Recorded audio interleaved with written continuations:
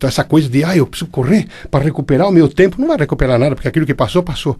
Água passada não move moinho, não adianta, isso é uma faceta do pensamento perfeitamente equivocada. Então você gasta tempo, lamentando, porque eu perdi tempo, porque não sei o que, não aproveitei, não estudei, não trabalhei, não construí, não fiz nada e tal. E aí o que acontece? Vai desencarnar, sem muita bagagem, sem muita coisa, e pronto, aí não é espírito completista, toca para o mundo espiritual, sofrer as consequências do remorso, que traz a culpa, que gera a reparação, a retificação, aí depois a expiação, as dores, aí as dificuldades. Então, o que fazer? Bem, a pergunta é, o que se pode fazer? Então, os orientalistas trouxeram uma coisa que há muito tempo, muito ocidentalista também já faz, que afinal de contas, espíritos reencarnados, tudo aquilo que parece novo, não o é. O que está é renovado, isto. E atualizado, claro, porque senão você fica no velho e antigo. Já pensou? Eu andar com aquele Ford Eco 28, 29 e a condição aerodinâmica do automóvel não tivesse melhorado e os aviões continuassem ainda no 14 bis, lá do Santos Dumont, ficaria muito difícil a vida, ficaria problema. Não, a lei é do progresso. É uma das leis de Deus, que o Espiritismo também estuda, que é a lei de progresso, questões 776 seguintes do Livro dos Espíritos. Então tudo progressiona e nós temos que progressionar de acordo com a própria evolução natural do progresso. Mas o que fazemos? Queremos progredir mais do que a própria cadência do progresso. Adoecemos, nos perturbamos, temos dificuldades, sofremos. Para quê? Para que sofrer desta maneira? Para quê? Então a pergunta é, o que eu posso fazer para poder me transformar? Proposta espírita. Entre tantas propostas boas na Terra, temos aí a proposta espírita que nós professamos. E a proposta espírita é, conhece-te a ti mesmo, que também não é proposta dela, que o Espiritismo, a doutrina que criou, não. Essa proposta foi trazida por Sócrates, que também a leu lá no templo de Apolo, na cidade de Delfos, na Grécia Antiga. Ele foi lá para consultar uma pitonisa, lá uma vidente naquela época e tal, que seria a médium que dava orientações, porque os médiums sempre estiveram na Terra para dar orientações, não importa o nome e o título que tiveram, e ele foi lá para poder também se consultar, tirar algumas dúvidas dele. E quando ele chega bem no pórtico do templo de Apolo e vê lá aquele gnoxi auton, né? Conhece-te a ti mesmo. E aí ele acabou trazendo isso e criou uma filosofia muito profunda chamada filosofia maiêutica, que é a filosofia da introspecção. E dentro disso, o Espiritismo também se baseou.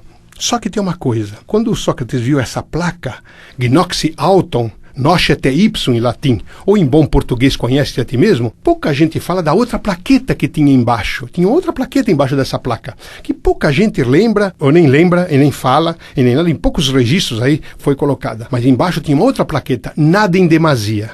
Nada em demasia. E justamente nós estamos fazendo nesse tempo agora. Tudo em demasia. Tudo atormentado. Então vivemos na ansiedade, vivemos na depressão, síndrome do pânico, um desaire, um cansaço, uma estupidez, uma falta de educação, falta de ética, falta de estilo, uma raiva do mundo e a violência graçando.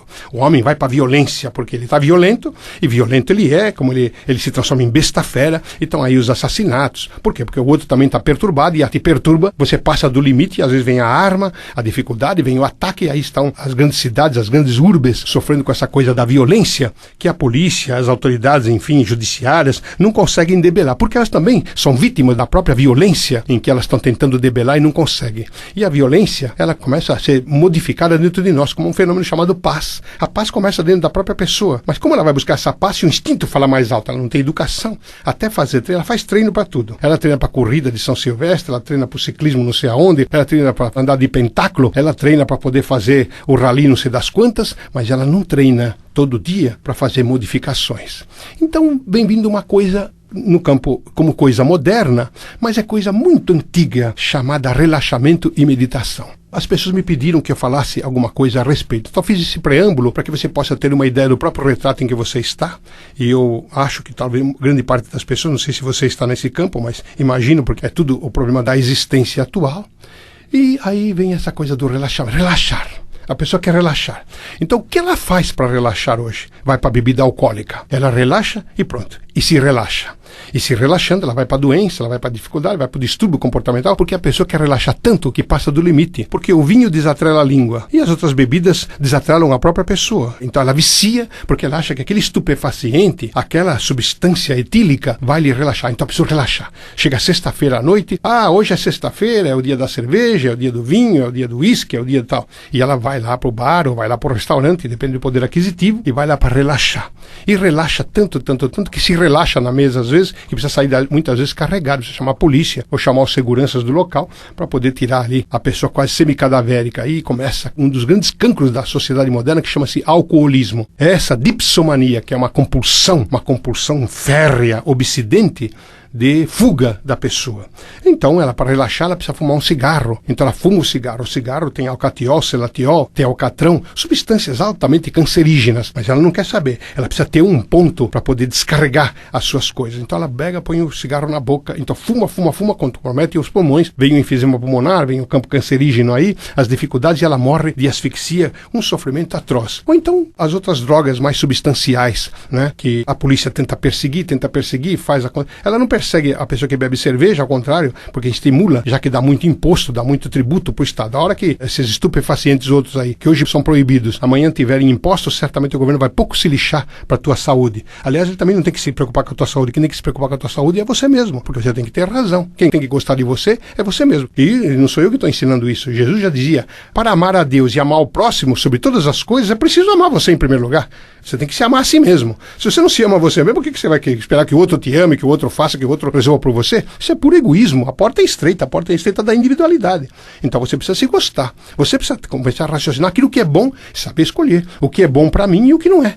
Você modifica esse padrão, pronto, você segue mais adiante. Mas a grande maioria não faz isso, ela vai buscar fora. Então esse relaxamento, ele é altamente pernicioso. Tão pernicioso quanto essa coisa do workaholic, esse movimento, esse estresse, essa expressão absurda que a pessoa anda na rua, ela está tão atormentada que às vezes ela se movimenta para se manifestar por alguma coisa, e uma coisinha pequena que podia ter passado no trânsito, por exemplo, ela já sai de arma em punho, ou já sai com os punhos fechados para poder dar murro na pessoa, ou para xingar, para vociferar, palavrões. Isso não é só de homens, que um tempo era só da boca dos homens que sai isso, sai da boca das mulheres hoje. As mulheres falam cada palavrão tão cabeludo que eu fico até meio perturbado, porque são palavrões que eu nem entendo muito bem, e alguns deles até eu catalogava como elogios. Eu só percebia que não era elogio pela expressão com que a pessoa falava. São nomes tão modernos aí, de xingamento, que nem eu não saberia. E vindo de boca de mulheres que têm os lábios bonitos, que têm uma cara dentária bonita, têm uma tez bonita, mas saem cada palavrão, cada coisa, que a gente fica um tanto quanto abismado. Elas parecem uma besta fera quando sai para poder fazer a sua condição feminista, em contraposição ao machismo que se criou, quando, afinal de contas, Deus não criou nem macho,